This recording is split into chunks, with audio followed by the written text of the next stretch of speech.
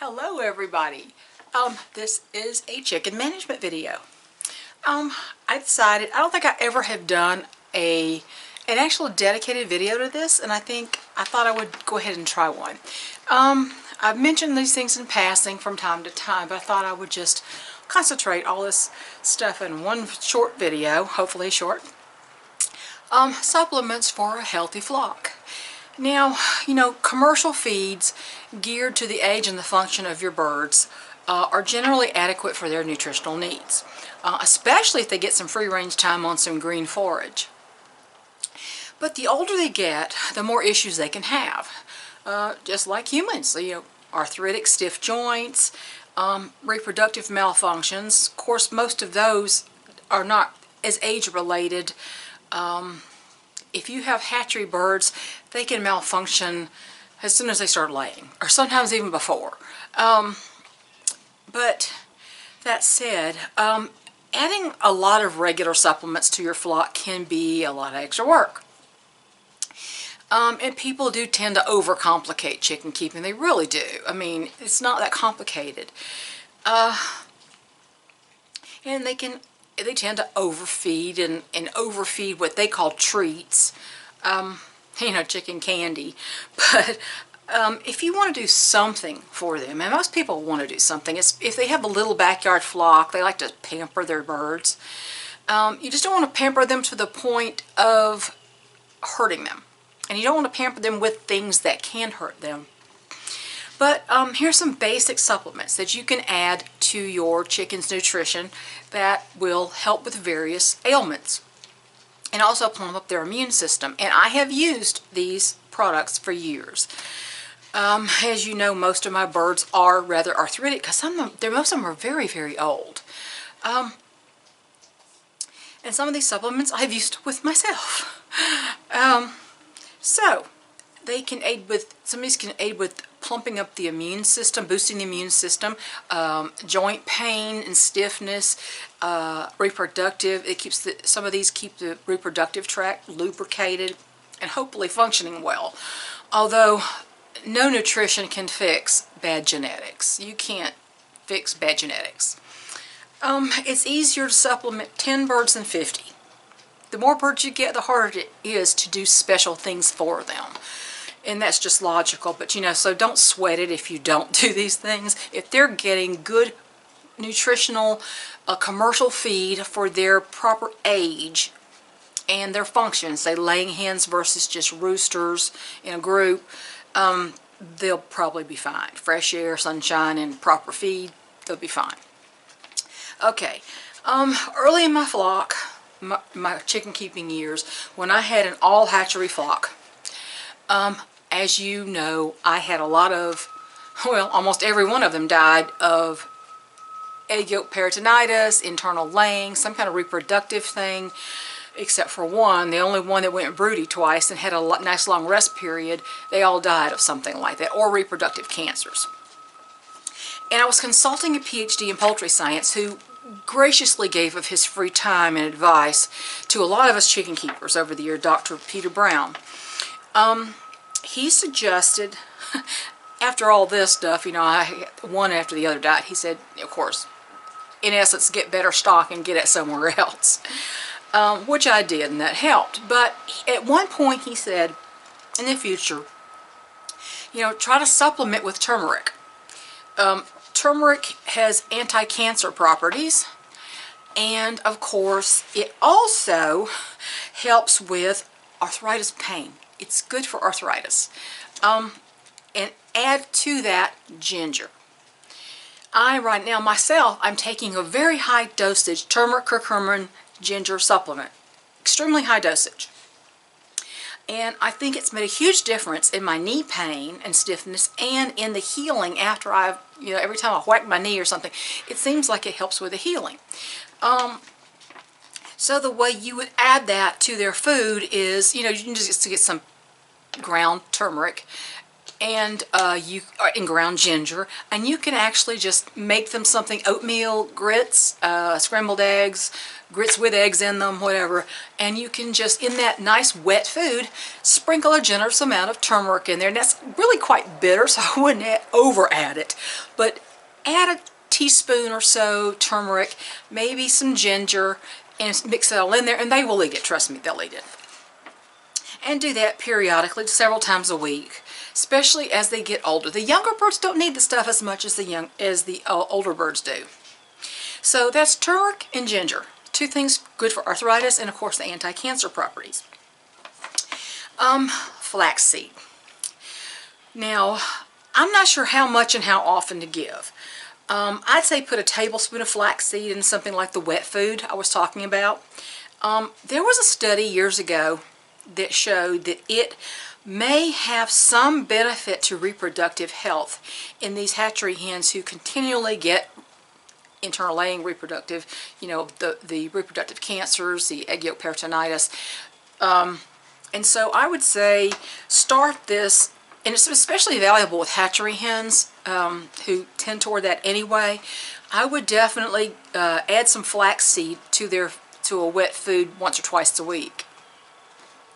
Of course, for vitamin E, which lubricates the oviduct and the whole reproductive tract, feed black oil sunflower seeds if you have that in your, or sunflower meats, if you have that in your scratch, all the better. You could also squeeze a 400 international unit vitamin E gel cap into some wet food too, periodically, if they're not eating their sunflower seeds. Okay, immune booster, garlic. We all know garlic is a great immune booster. I used to float peeled garlic cloves in a waterer, so they were drinking garlic water. You can roast them so they're buttery tasting, mash them up in their food, or you can just get the little jars of minced garlic and just take a couple teaspoons and throw it in some food. And they will eat it.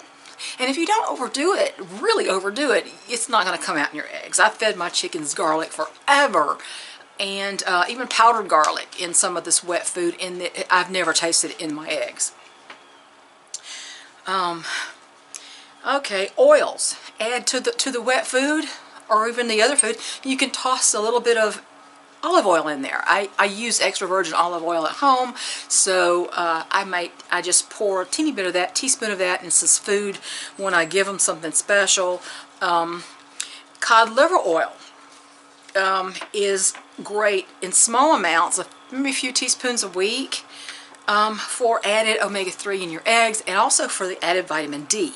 Vitamin D is essential in their absorption of calcium, and the calcium is essential to their eggshells, and you know how that goes. One thing supports the other.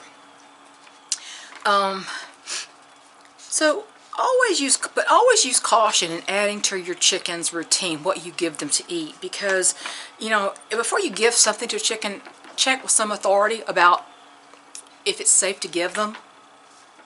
For instance, if one is in pain with some kind of arthritis, which I've got a lot of chickens with that, you can give them a baby aspirin, but you can't give them things like Tylenol. So it's the same with dogs and cats and things. So you can give them aspirin, but you can't give them Tylenol. Other supplements, like for instance, there's a supplement called Red Cell for horses. Really good vitamin and mineral supplement, except that it has a very high iron content.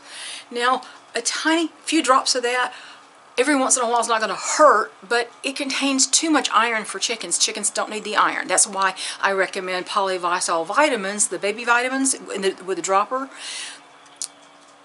the kind without iron, because it comes with iron, it comes without iron, and it doesn't contain any vitamin E in that formulation either, in case you don't know that. But species appropriate is the name of the game when giving things that are what you call off-label to your birds or any animal, honestly. So what else did I want to say? But anyway, I've given all those supplements I mentioned to my birds over the years with no adverse effects. I haven't recently given cod liver oil. I just don't think to buy it. You can buy that as a horse supplement, and they sell cod liver oil in places like Tractor Supply for your horses. But just make sure you're not getting something that contains iron for horses, because horses need iron and chickens don't. I mean, they don't need that kind of amount of iron. But I hope this helps. But yeah, the turmeric and ginger are great for anti-cancer and for any arthritis and joint issues.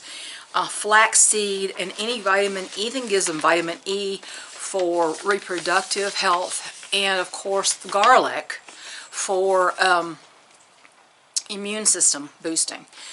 And you know,